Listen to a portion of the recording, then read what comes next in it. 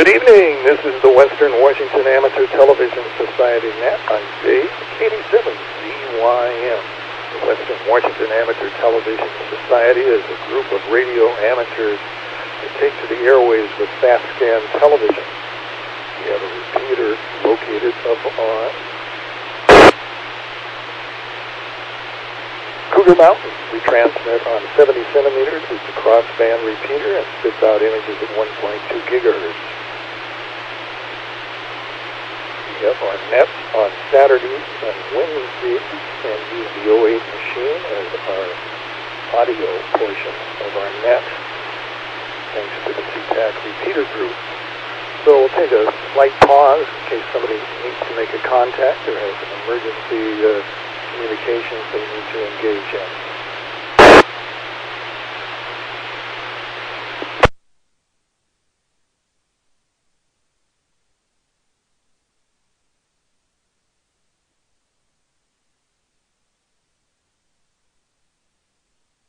Hearing none, we'll get underway and take check-in. So far we got checked in via video link. WW7N James, KD7QKU Ron, and myself, Dave, KD7ZYM. Anybody else like to join?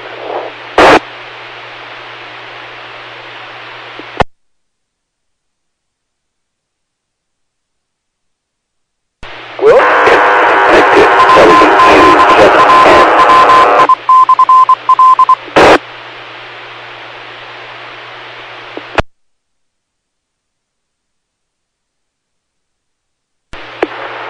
WW7N, listing on 147.080.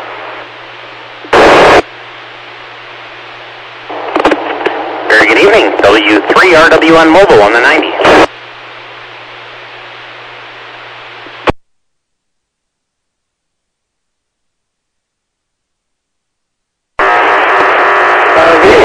Standing by for the Western Washington Amateur Television Society Net. I saw a few people on the video circuit.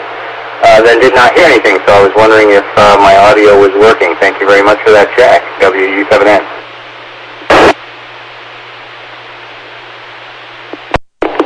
Yeah, I could hear your audio. On the initial key down there was a bit of a buzz.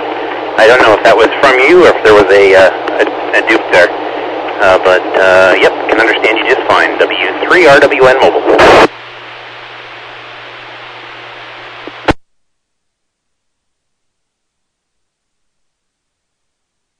Okay, James, you have the mic. Go ahead. WU7N.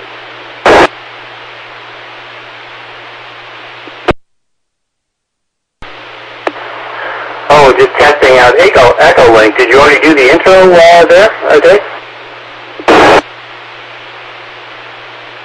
Already did an intro going in.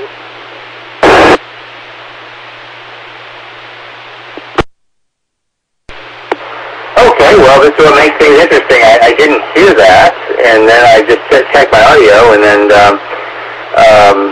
there's another station on the channel that answered. So let me go ahead and pop up a identifier there on the video circuit, and then get a picture going. Good to hear you tonight. I did see Ron, so I don't know who else is listening here, but good evening to all. Had a great day today with the 5th Saturday drill for Washington State. I got a lot done on HF and VHF frequencies, as well as a lot of good stuff happened on WinLink as well. Also tested a couple other communications channels, talked to the Coast Guard, and found several problems. Everyone will get a laugh out of this. We tested our SATCOM phone, and I'm not sure, but maybe our subscription has expired because it did not work. I guess that's why you have drills. So anyway, that's it for me this round. This is James, WU7N, Northeast Bellevue, transmitting video up to Cougar Mountain. Looks like I've got a good loop on 1.2 gigahertz. So back to you, Dave. WU7N James. This is the Western Washington Amateur Television Society Net. I'm Dave, KD7ZYM.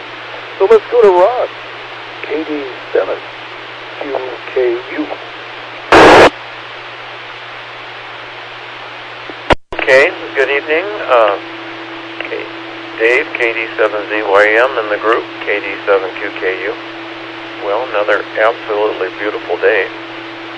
I pulled a few weeds around out in the gravel around the edge of the yard tonight, or this morning actually, and then didn't take too much of that. My back gets tired of leaning over. So I had this bucket. I'd have to sit down in the 5-gallon bucket and rest for a few minutes and then continue. I was going to spray some Roundup, but there was just a little too much wind, I thought, so I didn't do that. So let's see, what else did I do? Oh, it's so dry, I decided I had to water a plant in the backyard. We have a camellia, I guess, and a clematis. The clematis climbs on a trellis like. Anyway, they're kind of under the edge of this neighbor's cedar tree, and they don't get much water anyway. It to me like they were both starting to die. So I put the sprinkler out there and let it run for a couple hours. To begin with, the dirt was so dry that the water wouldn't run in. But eventually, after I turned it on and off a few times and let it soak in, it started. So I didn't do much today. I'm watching the Mariners game right now. They're leading 6-2, and it's the bottom of the 5th inning, I guess. So back to net, Katie. Oh, and I got a call or a text from Lee saying he wouldn't be here tonight. And then I had a text earlier in the week saying that Bob wouldn't be here. So maybe I was hoping Gary would show up one of these days. But anyway, maybe there's just the three of us. Back to net, KD7QKU. KD7QKU, this is Dave, KD7ZYM. You know, and I still can't explain what's happening. I'm getting a P4+ picture coming back on 1.2 gig. Last net to receive nothing on 1.2 gig. I haven't changed anything. I haven't moved any antennas around. Prior to that, at last net, I moved my antenna around and got a hold of Ron, 87QKU, and transmitted a picture, and it was like this P4+ picture that I'm getting back on RF. So I don't understand why it wasn't there last net, but this net is there. It's coming in like magic. So anyway, today I decided I had a hankering to make some chicken noodle soup, and so I went to the store and I got some noodles. I had a chicken that I'd gotten a couple of days ago at Costco. They're now selling their rotisserie chickens for, they get, what, $5 for them. But now they put out a package of 3 halves. They just cut them in 2 for $1 more. And I said, you know, that looks just about the right amount to make chicken noodle soup. So anyway, I froze the other 2 pieces and had this one ready to go today. And went out, got some noodles, and some onions, and garlic, and celery, and carrots, and they had a package from Safeway that I'd never seen before. So if you wanted to make some fajitas, they had this package of about a pint of some of the onions and the makings that you would fry up and put in a fajita. I said, you know, that looks just about right. So started my stock going, got that stuff in, and it's really kind of amazing making a stock. You get the chicken in, you get it boiling with the all of the other things that you need to go into the chicken noodle soup, and you let that go for about an hour and a half to make the stock. But what really gets to me is I don't understand why you have to throw out all of the stuff that you put into the stock while you're boiling it out, but the directions say to do so. So anyways, the stock turned out fine, separated all of the onions and the carrots and the garlic and the other things that went into the making the stock, and got that separated out, pulled the chicken out and pulled the meat out of that by hand, and got ready and stuck it back into the the new stock as the basis of the suit. And then I had some more onions that I had prepped up that hadn't been making the stock, and the fajita mixture, and poured that into the pot and let it boil for about another 20 minutes. And then added some noodles for another 15, and turned out to be some very tasty soup. Found it a little bit on the flat side, but I got out a bottle of Tabasco and doctored it up a little bit. So anyway, came out that way. And I'm noticing now my 1.2 gig picture is starting to deteriorate, coming back. But I'm seeing a fine picture going up on 70 centimeters. So that's about what I've got to say. So I'll move it back up to James, WW7ATS.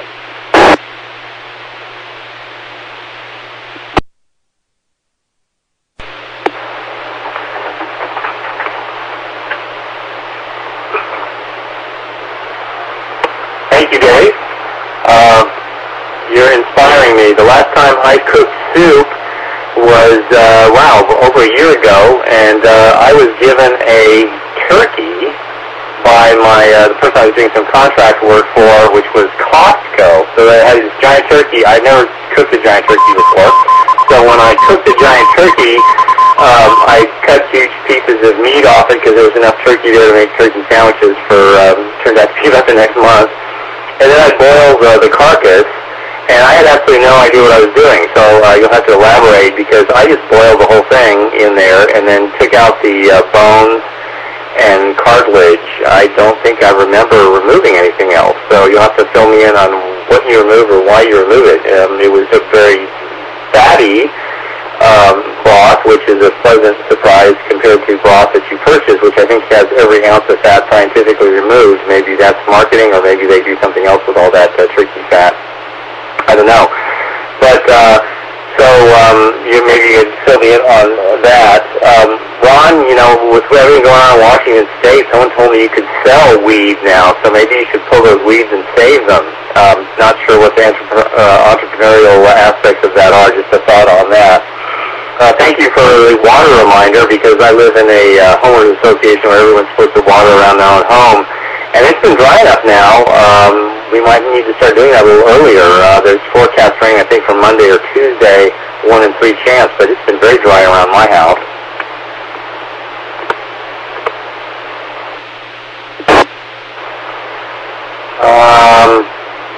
So there was something else. I think Gary was in and out of town for a while. I thought he was going to be out of action at least on some Saturdays. I'm not sure what his schedule was, but I think that's why we're not seeing Gary. I hope Lee is doing okay. I know he's been battling with colds this year, and I myself may be in for round 2 in 1 year. I don't know what's going on this year, but I already had my cold. It was abused. Lasted several weeks, and I think my throat's getting all dry again. So maybe it's time to get the chicken soup project into high gear. So anyway, I think that's it for this round for me. Dave, your picture's looking great on my 1.2 gigahertz downlink. So I would be, since I'm not even seeing a hiccup in the time you've been transmitting, I would be suspicious of maybe your antenna or receiver somewhere in there, maybe something intermittent or blowing around in the wind. Because both on the, behind me, I've got the internet, and in front of me I've got the 1.2, and your picture has been very good the whole time. Ron, of course, yours is always very good. Anyway, let me turn it back to you, Dave. WU7N. HYB. HYB. Mr. Panama Canal, go ahead. Good evening, Dave, and all. Kilowatt 7 Hotel Yankee Bravo. There we go. I guess I should throw my call sign out first, shouldn't I? There we go. Alrighty. Now I'll go to the mugshot. Good evening, all. I have returned. Got back late late. Well, actually, early this morning. If you really want to count at that. It was early this morning. I finally got to bed around 2 o'clock this morning after a 5-hour plane ride from Miami, and all the we went on with that. It was a good trip. I enjoyed pretty much as I could do. There was all these excursions that were a lot of walking and standing and stuff like that I couldn't handle, and we didn't do. But we did do the Panama Canal on a ferry boat. Went right through the locks like all the other boats do, and that was an interesting process. And a couple other things. Let me drop it here. Okay. So anyway, I am just trying to recollect my thoughts here and get acclimated. We went through 4 time zones. Went from Pacific Standard Time to Eastern Time in 16 days. Way too long. 12 would have been plenty. 12 would have been plenty, and I think I would have enjoyed it a little more. I was really getting back sore and leg sore. I mean, more than I normally am anyway. So that's my story for right at the moment. I'll let somebody else take a turn, and they can get their thoughts in or ask me questions or whatever you want. So back to you, Dave, KD7ZYM, and the group K7HYB. K7HYB, Gary, good to see you come back in. You got about a P3 picture coming up, coming back on RF on 1.2 gigs, and your image looked about the same, going up at 70 centimeters this evening. And let's go to Ron, KD7QKU.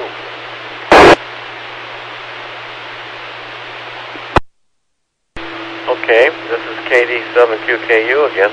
Well, welcome home, Gary. Glad to have you back. Seems like you've been gone for eternity. We've had some beautiful weather here, which is nice. I'm sure you had nice weather down there. So, it would be nice if you could show us some pictures, but maybe at the meeting on Saturday, next Saturday, I think will be our monthly meeting, and maybe if you have some, you'll have them by then, and maybe you can show us a little bit of what you saw. That would be fun. So what else has been going on? Well, Lee, James mentioned Lee as well. They were going to Symphony or something tonight, I think. The last time he missed the net, well, he was on the net, I think, last time. But they didn't feel good enough to go someplace. I remember they had tickets and they were trying to get rid of their tickets, but he finally got well now. He said they were feeling good and the weather up there was fine in Port Angeles today. So, let's see. I guess James was at some emergency communications deal today. I don't know what else is going on here. Not much. We bought a new car. We bought a Jeep Cherokee 2019, and I spent the last few days putting stuff in it. It's got a trailer hitch on, trailer hitch on it, so I bought a tow bar for it in the ball, and put some jumper cables, and I put a tow strap and a few things in it. Like you do, flashlights and all that stuff. Put some hearing aid batteries in it. That's an important thing nowadays, hearing aid batteries. So anyway, I think we've got it ready to go. I've been playing with the computer in it. I've changed a few of the settings. It does a few things I'm not, well, it has all the collision, side, front, blind spot, backup camera, all that stuff in it. Collision avoidance system. Let me let it drop. One thing that I think it was okay, but it kind of bothered me. So when you lock the car and walk away, you have this fob. So when you walk up to the car, it automatically unlocks. You can open the door. So when you lock the car to walk away, you can't try the door handle, because if you do, it'll open. And so, I was never sure the car was locked. So I had to give the fob to my wife and have her walk quite a ways away, and then I had to try to open the door, and of course it was locked. So then I went into the computer and I changed that in the car. So that is no longer working. So now you have to push the little fob. You have to lock the door and unlock the door, and you can set it to where you can, when you unlock, it unlocks all the doors, or it just unlocks the driver's door. And I have it set on the first push just to unlock the driver's door. I think that's safe. It's like when my wife Val comes to the car and she just opens the one door and the rest of the doors remain locked. If you want to unlock the rest of the doors, you have to push the button again. That's the way our old car worked, and that seems more practical for me. So anyway, so I still can't find what do you call it? Trip. You set it for a trip. Well, I don't know how to do that yet. I'm going to have. I've read the manual. The manual spends all the time talking about how to jack the car up and how to put, baby, child restraint seats and stuff in it. But some of the important things it doesn't show. So I guess I'm going to have to go online or go down to the dealer and ask them. All right, that's enough for me. Back to net, KD7QKU. KD7QKU, this is Dave, KD7GYN, and I guess it's ID time again. This is the Western Washington Amateur Television Society net. I'm Dave. Well, I know the new keyless type entries to cars are kind of interesting. With mine, all you have to do is just press the button on the door handle, and that locks up the car when you leave.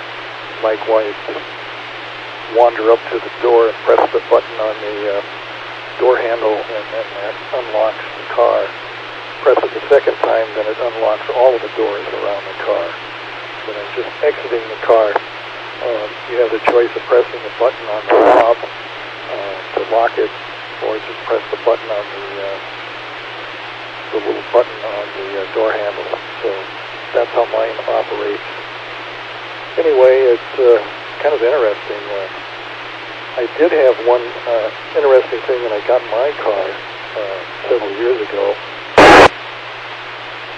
The neighbor had a similar type car sitting in their driveway, and I hit the button on my fob, and I unlocked their car. I hit it again, and it locked their car. So apparently there's not a lot of huge combinations around, but I've never run across that before anywhere that I've been in a parking lot trying to unlock my car to actually unlock somebody else's car, but I guess it did happen. Anyway, that's what was happening, and I'm full of my chicken noodle soup now, and it's been great talking to everybody. Videos coming back. Got like a good P4 Plus picture coming back down on RS, so that looks pretty good. Anyway, that's about it, so let's move on to Gary, K7HYB. You stepped over Jim.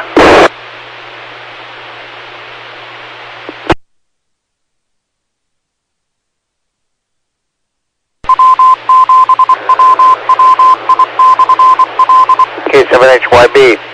Did Jim check out? I don't think he checked in. Oh, I could have sworn. WW7N?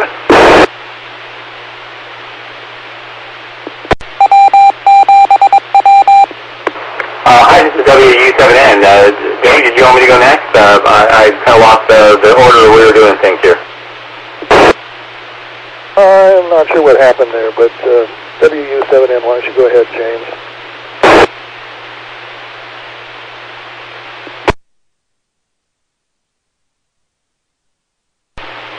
Okay, yeah, Again, good to hear your voice. Glad to hear you had a good trip. It sounds like that would be kind of interesting. I have never been through the locks at the Panama Canal, so that would be a first for me, and that is an impressive number of time zones to go through that period of time. Wow.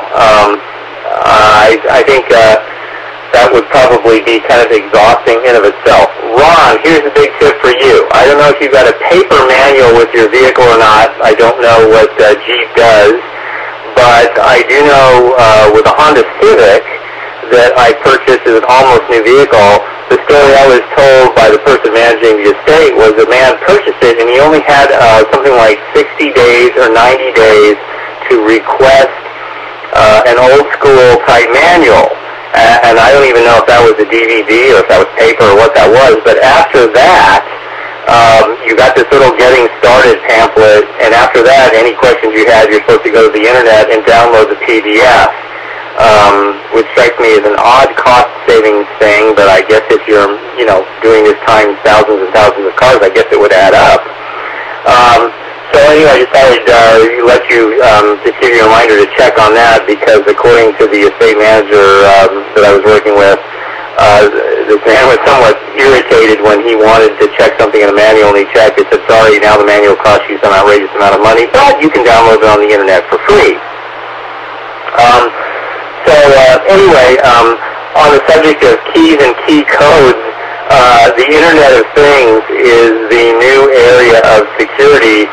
And the original Honda Civics of the 1980s, a lady was talking to me about them, saying that originally there were only 4 keys in the entire United States for every Honda Civic, 4 different physical manual keys, but they, of course, rapidly fixed that due to customer feedback. And now, this is not the first story I've heard of a key fob opening someone else's car. So that's an interesting security situation that will no doubt develop in years to come. So anyway, that's it for me, WU7N.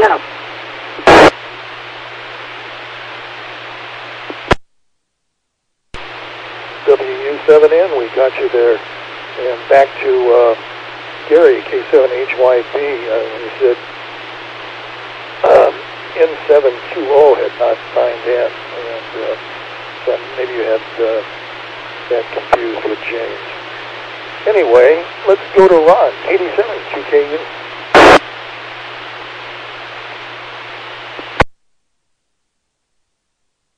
I think we should let Gary have a turn.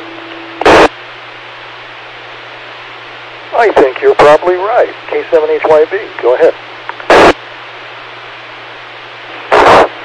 Yeah, I want my say. KD7ZY Mother, K7HYB. Why? I mistakenly said Jim, and I meant James. I'm sorry about that. And there's the light shot tonight. Wow. The picture is actually halfway decent. I'm not getting anything as usual from the, a little bit of think bar. I still got antenna poppers out there, but the weather's getting better, so maybe I can con my son into coming down here and helping me repair that antenna. I don't know. But that's where I'm at anyway. Yeah, the weather down there was pretty reasonable. Let me drop it here a bit. The weather down there was pretty reasonable. It rained one day while we were in the Panama Canal zone. We went to Puerto Vallarta and oh God, I can't think of the name of the place. It's one on the end of the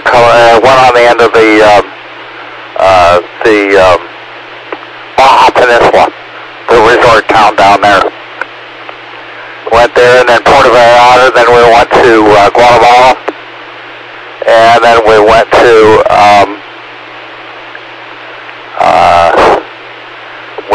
one other place. Then we went through the canal. That only took, surprisingly enough, it didn't take very long. I guess the transit time is only somewhere between 4 and 8 hours, depending upon the size of the ship and the traffic and stuff like that that's down there. And then we went to Columbia after that. The only place I got off the ship, well, I got off the ship at Puerto Vallarta, and I got off the ship at it escapes me right now. I don't know why I can't think of it, but must be my age. Let me drop it here again. And so overall 16 days, we went to after we got the canal, we went to Culan, Colombia, and then high-speed steaming at 20 plus knots up through the passage between Haiti and Cuba to the Caribbean Sea and on into Miami. And then the trouble started, but I'll get that to the next roll around. And yeah, I'll bring some pictures to the meeting next weekend. I have a few of the ship in the Panama Canal in several areas. And Dave, you're having way too much fun there with the car with the chicken soup. You need to share that with some of us. Bring some to the meeting. Anyway, if you have any questions about my Odyssey, let me know. I'll be glad to fill you in as much as I can. Back to you, Dave. Let somebody else have a turn. KD7ZYM, K7HYB. K7HYB, thanks for that, Gary. Now, let's go back up to James, WU7N.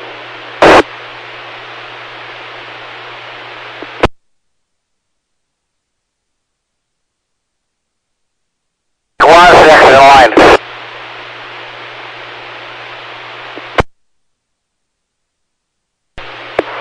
Gary, I didn't catch that. Say again, please. I was just commenting to Dave that I thought Ron was the next in line.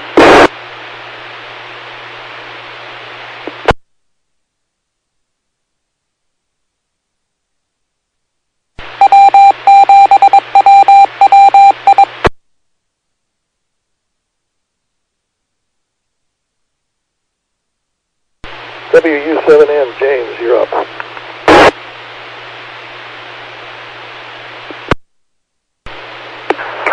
I will go.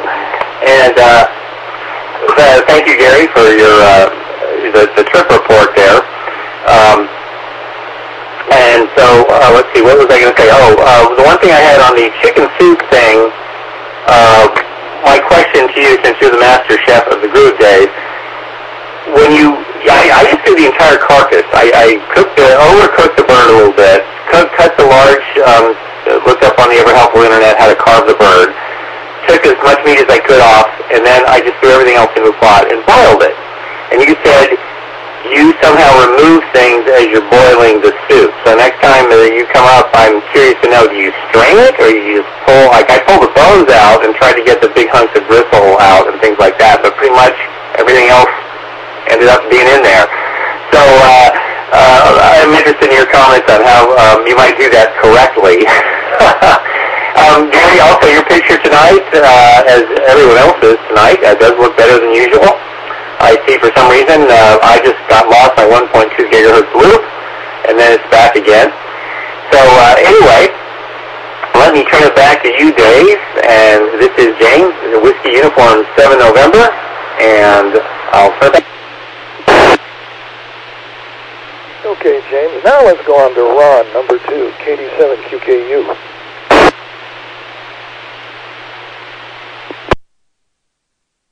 Okay. Good evening again. This is KD7QKU. Well, let's see. Yeah, the car came with a quick start little brochure. Kind of tells you the basics. And then it came with a manual, but like I say, it didn't. There's a lot of things in there it doesn't talk about. It's a thick manual. It's about a ½ inch thick. But like I say, it spends a lot of time talking about other things. When we bought the car, the dealer was nice. He sat down and started on the left-hand side of the dash and ran us through everything. But you can't remember it because there's just too many things. And then he actually called me again yesterday evening to see how we were doing. And I made a couple remarks. One of the things it does, of course, is it stops. The engine stops running every time you come to a stoplight. But that's, I guess, normal on these new cars. It's weird, but it has a button.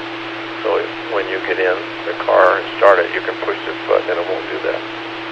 But every time you shut the car off and park it and you start it again, then you have to press the button again unless you want it to do that. I guess it's for environmental, for smog and pollution. But my son was saying the same thing. Some of his friends, his car doesn't do that. His car's a little bit too old. What did he say? It was 2009 or 10. But the newer ones do that, I guess. So anyway, such is life. So I don't have too much else to talk about. I want to go fishing. Weather's been nice, but it seemed like today I pulled a few weeds. It kind of sounds like it might try to rain next week. I would like to get some Roundup. As you guys know, I have gravel around I'm a corner lot, and I have gravel where the sidewalk should be, and it weeds growing it, so I spray it with Roundup occasionally, pull them occasionally. I pulled the big ones today, and I just have quite a few little ones left, and so I spray them. All right, back to net, KD7QKU.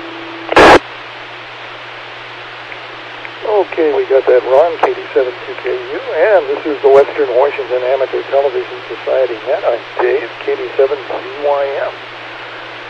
Oh my, when it comes to doing turkeys and making soups and stuff, there's all kinds of little things and tricks you can do. With doing the turkey, it sounds like you were making a stock. You started out where you just take the carcass and you boil it down for several hours. And then you sort of scoop stuff out and separate it. Take the bones away and separate the meat. Put that over on the side. But a lot of times when you're making stock, you use onions, celery, and put different things like that into the boiling pot, and that makes your stock. And then you remove that stuff and discard it. And then you start again once that's all clear in the pot, and then add again some onions and garlic and celery, and bring in your aromatic spices, put it in the water, and then add your turkey itself. The interesting thing is when you boil down the carcasses, there's a gelatin that's dissolved out of the bones themselves. You'll find out after everything cools down, you sort of have a jelly that's in the stock and the turkey. Of course, you got to add the noodles too at that point if you want a noodle soup. So anyway, that's one way of doing it. The last turkey that I did, I smoked it and I brined it overnight, and I used a bourbon water and salt, and then injected the turkey with bourbon and let that set overnight, and then ended up putting that in the smoker and smoking it for several hours. And it did have the bourbon taste to it. I was amazed with that, but I guess if you're going to inject it, it's got to be there. The alcohol wasn't there, but the bourbon flavor was there, and it actually was a lot better than I thought it would be. So that's my experience with birding. And let's move on down to Gary, K7HYB.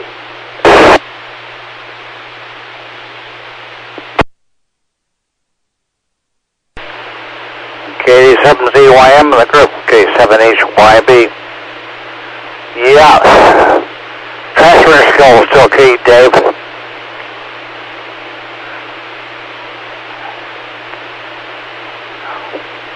So, anyway,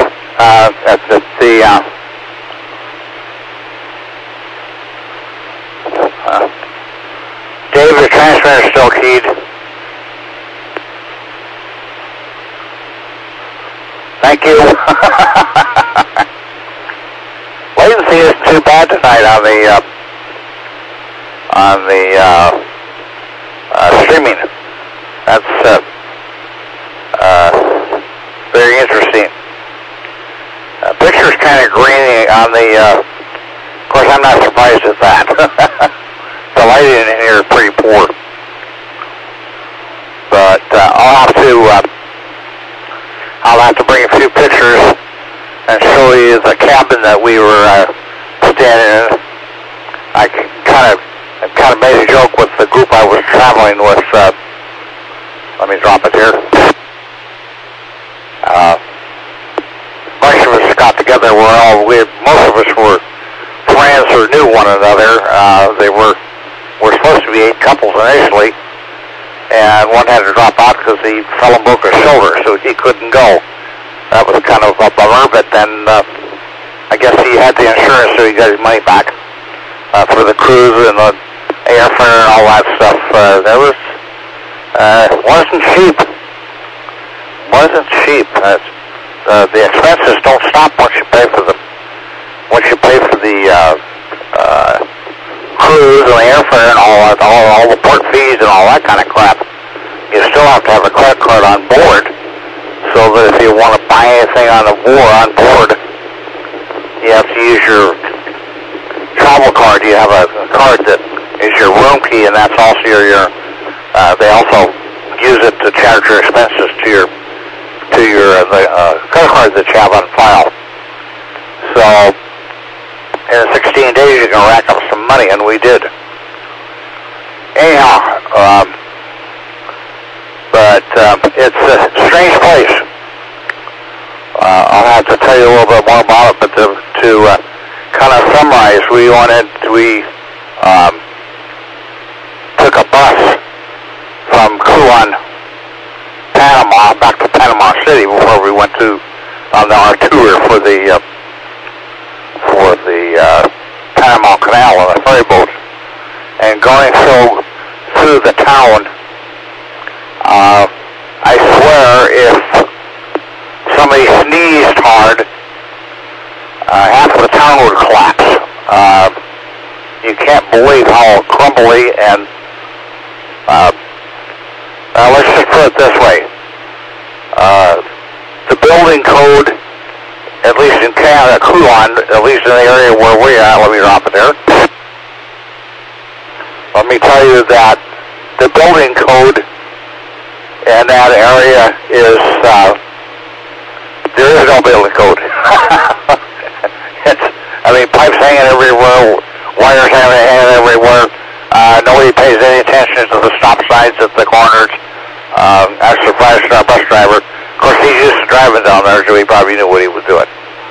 Anyway, so I got a couple other things to do tonight. I think I'm going to put my 73s on this one, and we'll see you all at we'll see you Wednesday night probably, and we'll see you all at the meeting on Saturday. So back to you, Dave. KD7ZYM. This is Kilowatt 7 Hotel Yankee Bravo, and I'm out. K7HYB, glad to have you back, and interesting conversations on your trip. Incidentally, Rob and Corey worked on the internet connection up at the site, and we now have about a 2 to 3 second latency. So things are really returning back. We're not any longer experiencing that 1.5 minute latency of what we're seeing on the internet. So for your information, that was corrected, and many thanks to Rob and Corey for getting that done. That was all part of that expense that we paid with the other group to get a faster internet going. So the fruits of their work is showing up. So let's now go up to WU7N. James. Comment? Comment, go ahead. Yeah, Dave, just very quickly, and I'll get out of here. Are we limited to the amount of time that we're on the streaming by that connection, or I was always kind of curious why we didn't have full-time streaming. Is that a possibility? Negative at this point. We have to have an ISP that costs a few cents, and that was set up by Corey for our Wednesday and Saturday meetings on the internet that happen at about 15 minutes before the hour and 15 minutes after the hour. That's the only streaming that comes out. Okay, Kirsten, just curious. Thank you, and I see James has put up his monitor on the deal. I'm out, 73, see you, and we'll see you all Wednesday. Okay. Let's go with James, WU7N.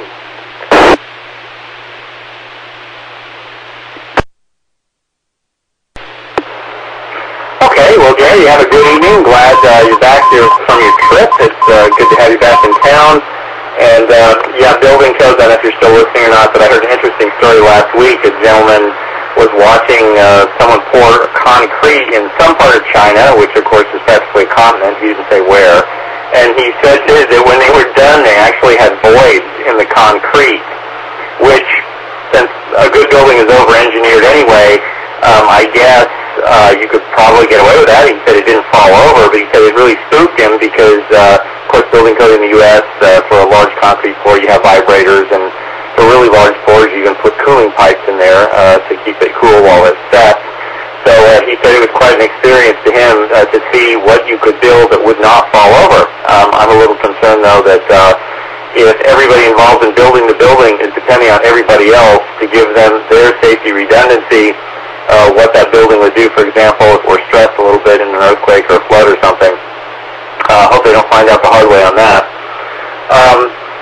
Let's see, on your car, Ron, that was an interesting thing I'd not heard of. You're saying it's an internal combustion engine and it stops at a traffic light, and then you have to restart the internal combustion engine. Wow, I've not heard of that. That would drive me nuts, and I can't help but think that that's probably a software setting in the vehicle somehow. And again, if you go to the Jeep site or just go to Google and put your exact model number in and see if there's a downloaded PDF, it would be interesting to see if the half-inch thick manual you got, if there's also a 4-inch thick manual on the internet somewhere, because that one you could scan and do keyword searches and find things like that and set it, which you might want to consider doing, because wow, I don't think I would like that. I don't think I would like a vehicle that would stop at the turn. That engine would turn off at the light unless the engine could start again very, very quickly, like with an electric car or something like that. I don't know. Anyway, Dave, thanks for your clarification on the soup. That is a new approach. I've not heard of putting in condiments, boiling it with the stock, then taking those condiments out, throwing them away, and then adding new condiments. One reason I could think of that, though, is, it might be a good reason, is you would probably have more texture to the celery and onions and such by doing it that way, because I can't even tell you how long I let it boil. I just kind of kept adding water and adding water. As I said, I didn't know what I was doing. And that jelly stuff I thought was fat. I thought that was turkey fat. And since I was losing weight because I was didn't have time to eat, I was working so many hours a day and I just wasn't getting enough calories in myself. I was losing a lot of weight, so I didn't try to remove any fat out of the soup. I just ate it out.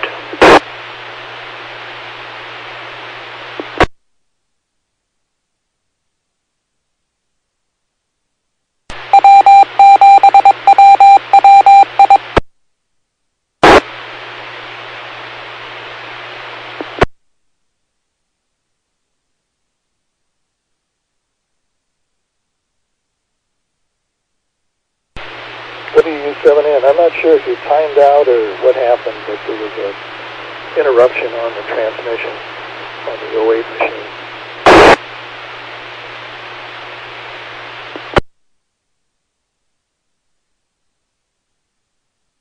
Connected, WU7N.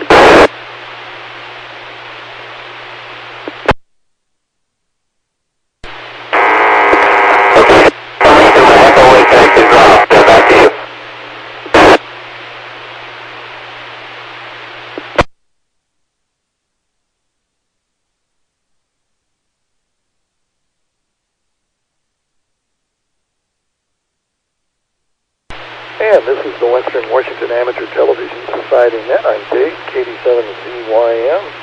Lost communication with James, WU7N. Let's go to Ron, KD7QKU. Okay, this is KD7QKU again. So I hope James is listening. So when you come to a stoplight and you put your foot on the brake, the engine quits.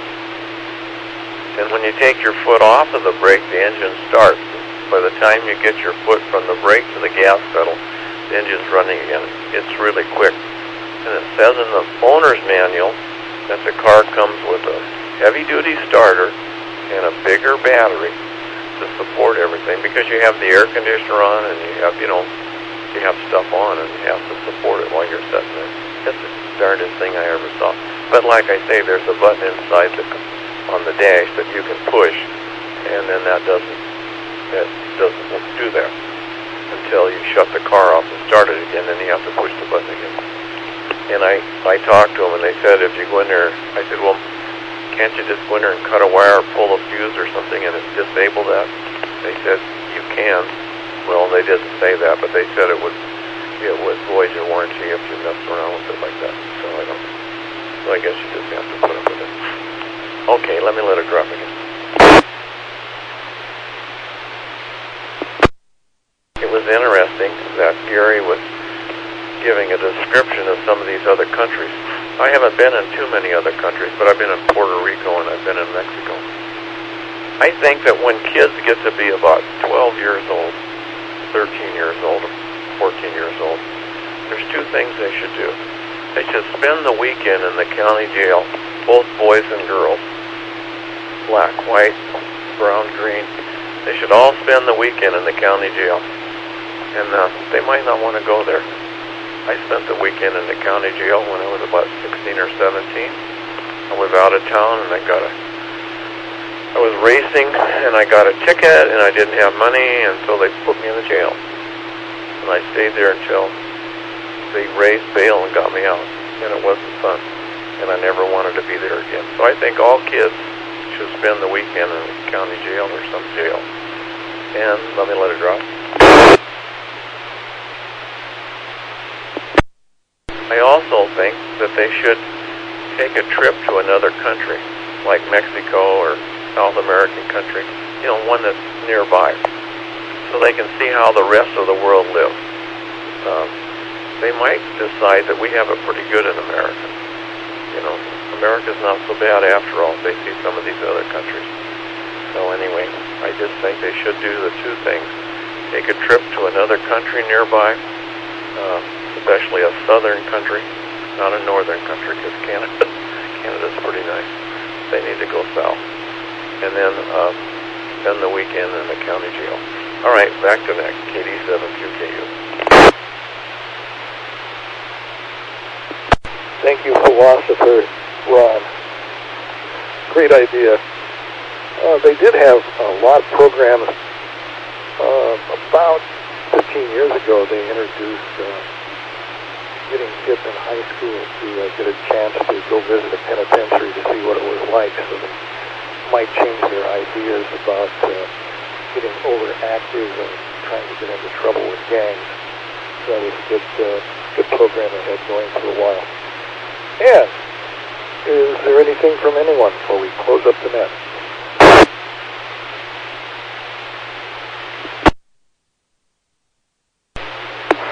This is WU7N. Ron, thanks for the clarification on that.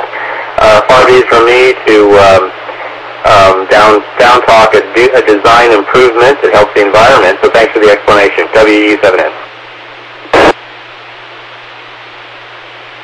WU7N, yes, that was kind of interesting. I hadn't saw how the technology has moved along with it rapidly stopping and starting. But there must be a reason for it and being accepted. So we'd like to thank the owners and operators of the 08 machine, the CTAC repeater group that allows the Western Washington Amateur Television Society to utilize this machine for our voice channel for our nets on Wednesdays and Saturdays between 8 and 9 o'clock. So we'll be signing off at this point. 2055. This is Dave, 87ZYN, on behalf of the Western Washington Amateur Television Society. Good evening all.